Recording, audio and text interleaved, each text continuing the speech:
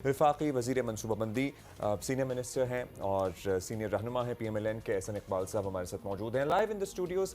Sorry हम इस्लामाबाद आ गए हैं तो आप सबको हम सुबह सुबह जगा के बुला लेते हैं यहाँ पे लाइव, वरना तो आपसे जूम पे मुलाकात होती है। एहसन साहब, लेट्स स्टार्ट विद दिस। हम ट्रेड डेफिसिट की अगर बात कर लें, 24% इजाफा हुआ दिसंबर 25 का जो फिगर है as compared to the same month last year and the first half of the fiscal year 2025-26 35% इजाफा। No significant increase in exports, high increase in imports. क्या वजूहात हैं आपकी नज़र में इसकी? देखिए, चलो मैं आपके इस सवाल का जवाब देके फिर जो आपने शुरू में बात की थी उसकी तरफ आता हूँ। आपको पता है कि इस बजट के अंदर हुकूमत ने एक कॉन्शियस डिसीजन लिया और वो ये है कि वो सेक्टर्स के जिसमें हम एक्सपोर्ट इनेबलमेंट कर सकते हैं वहाँ पे ड्यूटी स्ट्रक्चर को कम किया और इंपोर्ट्स को थोड़ा लिबरलाइज किया। रॉ मटेरियल के लिए, मशीन इक्विपमेंट मुल्क के अंदर लाने के लिए, ताकि हमारी एक्सपोर्ट करने की सलाहियत में इजाफा हो। तो जब भी आप ऐसा अमल करते हैं तो पहले मरहले के अंदर आपको इंपोर्ट्स का रुझान नज़र आता है कि उसमें इजाफा होता है, लेकिन जैसे प्लांट मशीनरी रिलेटेड या रॉ मटेरियल रिलेटेड ये इंपोर्ट्स हैं, आप देखेंगे कि अब आने वाले क्वार्टर्स के अंदर रफ्ता रफ्ता ये एक्सपोर्ट्स के अंदर ट्रांसलेट होना शुरू होगा। बट यू नो सर, हमने इतना टाइट कैप देखा था, लिड देखा था कि हमें कोई इंपोर्टेड चीज़ भी चाहिए होती थी ना, प्रोडक्ट फॉर इंस्टेंस मेकअप का सामान ले लें, नहीं मिलता था। Everything is now available. So in this ओट के लिए या with this leverage a lot of non-essential items are also being imported now. जी, हम उस पर बहुत नज़र रखे हुए हैं और आपने ये जो बात की ये वाकई दुरुस्त ही। आप तो इम्पोर्टेड आइटम्स की बात कर रहे हैं ना।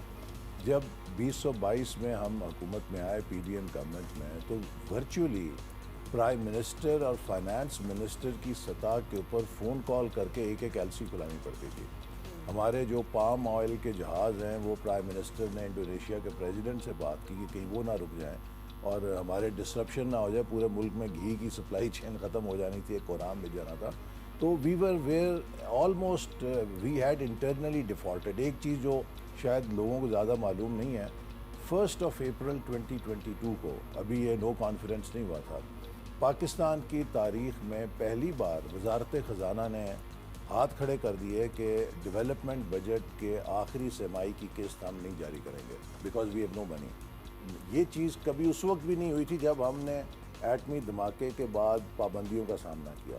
तो वर्चुअली इंटरनल डिफ़ॉल्ट तो 1 अप्रैल 2022 को हो गया था। इसीलिए लोग गैस कर रहे थे कि शायद ये 4-6 हफ्ते की मार है, एक्सटर्नल फ्रंट पे भी ये डिफ़ॉल्ट कर जाएंगे। I think from where we pick these pieces और जहाँ आज अल्हम्दुलिल्लाह हम आ गए हैं, it is a remarkable recovery. और ये सिर्फ हम नहीं कह रहे। चलिए, हुकूमत तो कहती है ना जी हमने बहुत तीर चला दिए। ये कौन कह रहा है? जितनी भी बैनुल अक़वामी रेटिंग एजेंसीज हैं, चाहे वो फिच है, चाहे वो स्टैंडर्ड्स एंड पुअर है, चाहे वो मूडीज़ है, सब ने पाकिस्तान की रेटिंग्स को अपग्रेड किया। ये इस बुनियाद पे किया ना, अच्छा हुआ है। इसी तरह जो भी फाइनेंशियल इंस्टीट्यूशंस हैं, चाहे वो एशियन डेवलपमेंट बैंक है, चाहे वो IMF है, चाहे वो वर्ल्ड बैंक है, वो तीनों पाकिस्तान की नो डाउट कि स्टेबिलिटी आई को। तो लिहाजा पहला जो मरहला था वो यही था कि आप स्टेबलाइज करें macro economic stability. Trade deficit कैसे कम करेंगे? एक second, and also listen, we are talking to the people of Pakistan, जो कि इस वक्त जो हमें देख रहे होंगे वो उसको अपने लेवल पे समझने की कोशिश करेंगे। So we are in a better position than we were, we understand.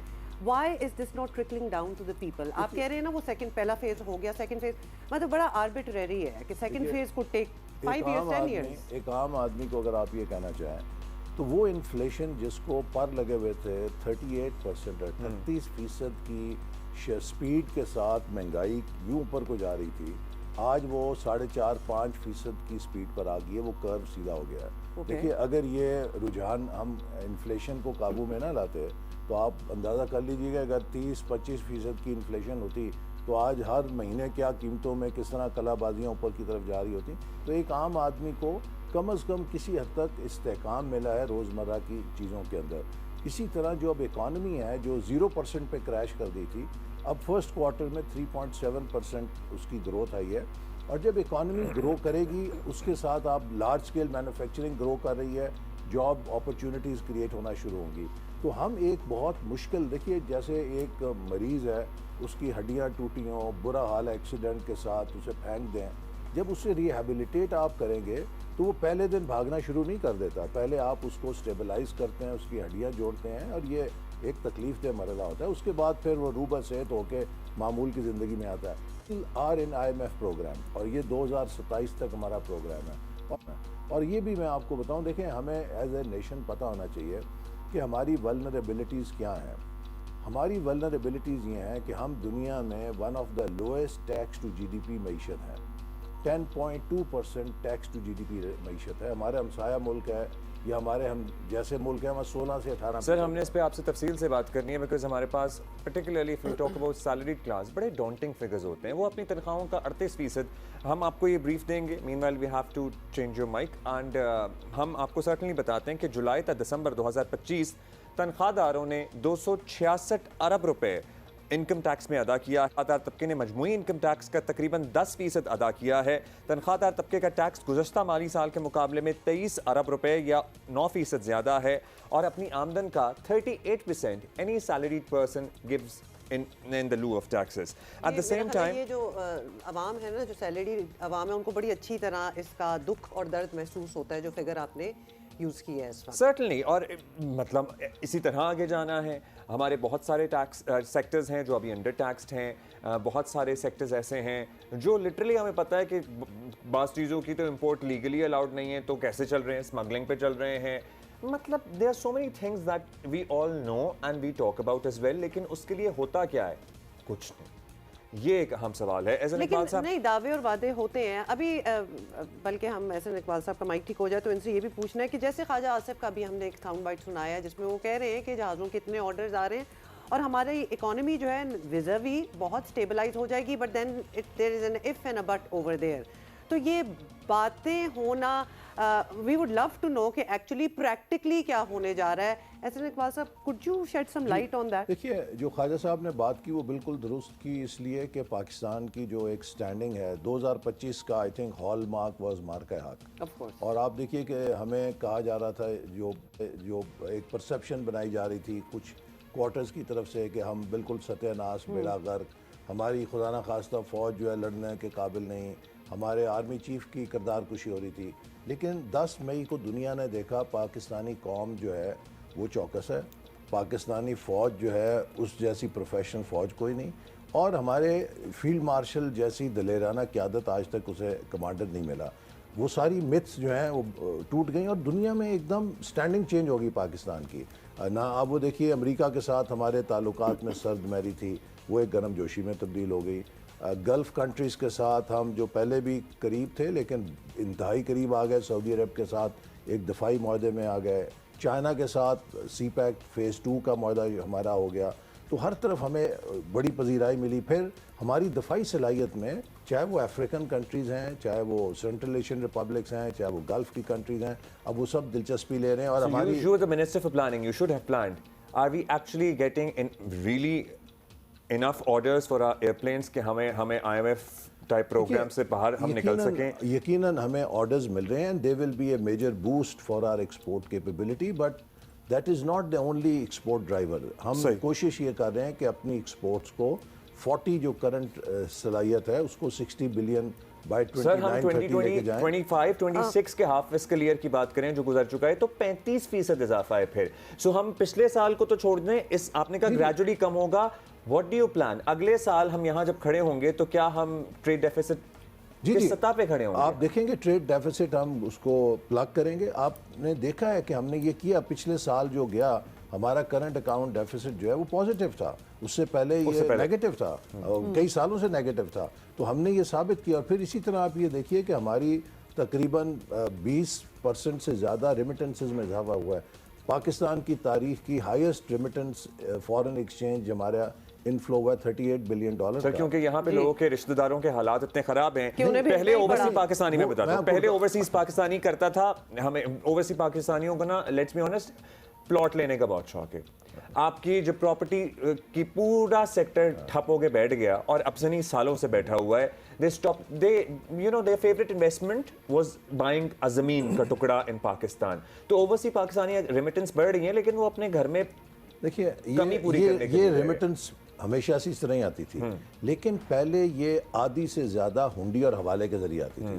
क्योंकि हमारी मैक्रो इकोनॉमिक स्टेबिलिटी नहीं थी, ब्लैक मार्केट में रेट ज़्यादा था, वाइट का कम था, तो लोग हुंडी से बेचते थे।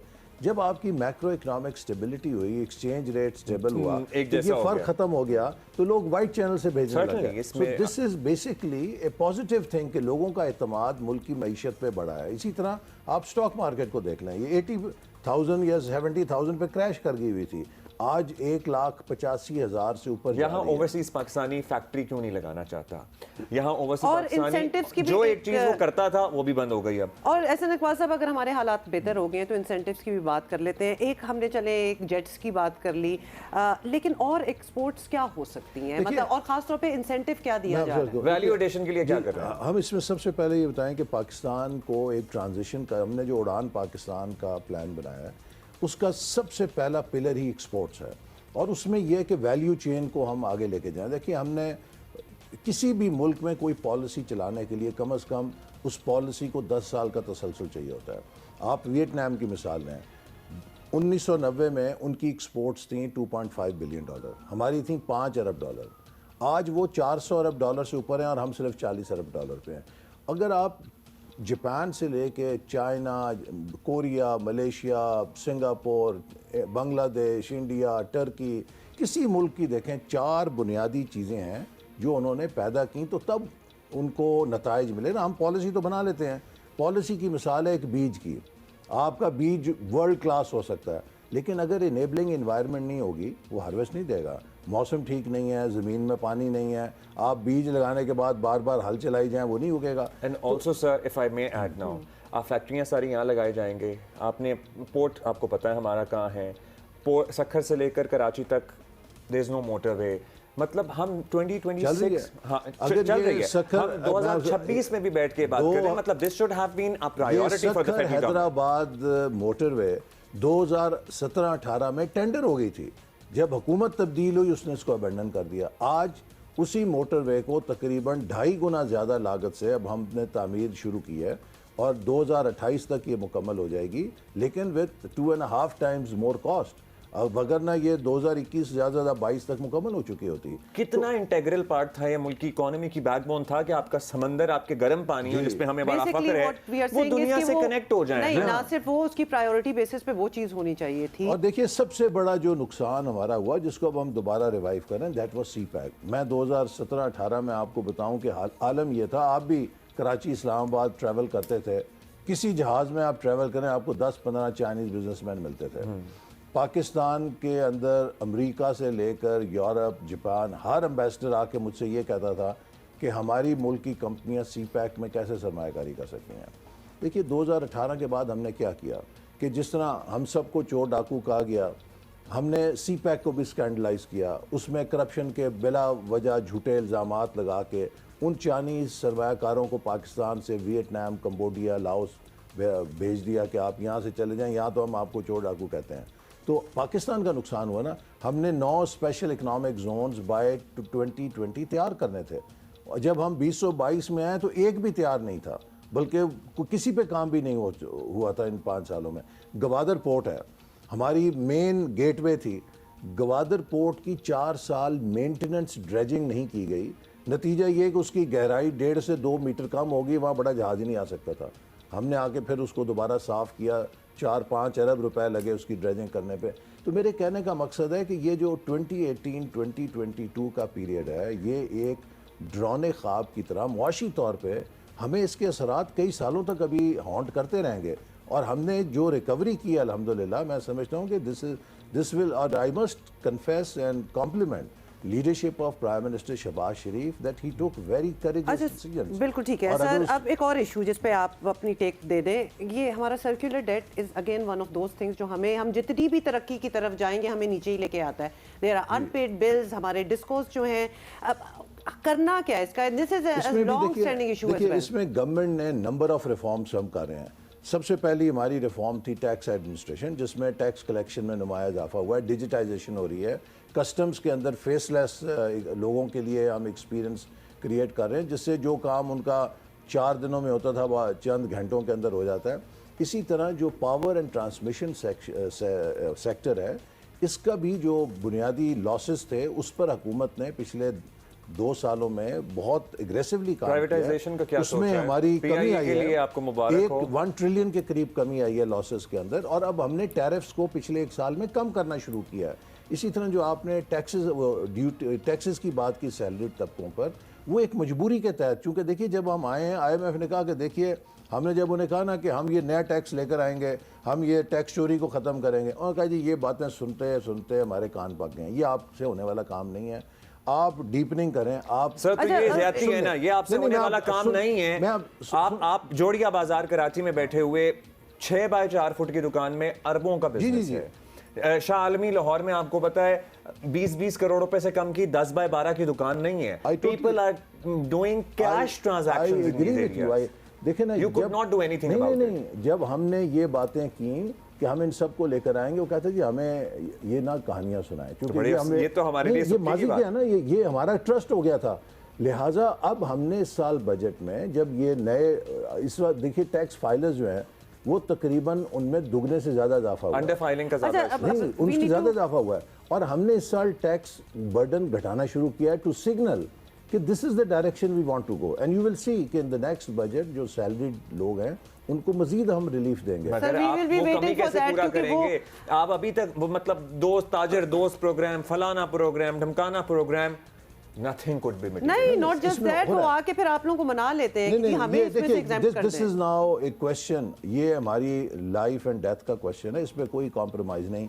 पाकिस्तान में हर वो शख्स जो आमदन कमाता है उसे टैक्स देना होगा, चाहे वो ताजिर है, चाहे वो लेकिन सर ज़मींदार आपको पता है हर चाहे वो शख्स जो आमदन कमा रहा है वो टैक्स नहीं दे रहा। नहीं दे रहा ना, उसको हम जा रहे हैं, वी आर अग्रेसिवली गोइंग। और वो किस तरह जा रहे हैं?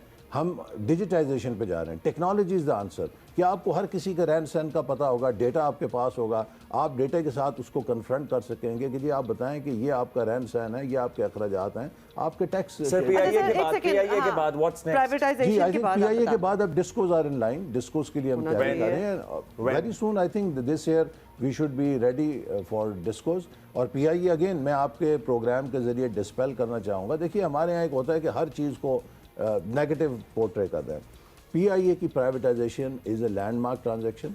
अगर ये 2018 में हो जाती तो इससे भी बहुत अच्छी डील थी, जो कि उस वक्त के सियासी अपोजिशन ने मुखालफत करके हमारे हाथों से उसको छीन लिया वर्चुअली, वो बहुत ही बेहतर होती। लेकिन अब भी it is a landmark transaction. क्यों?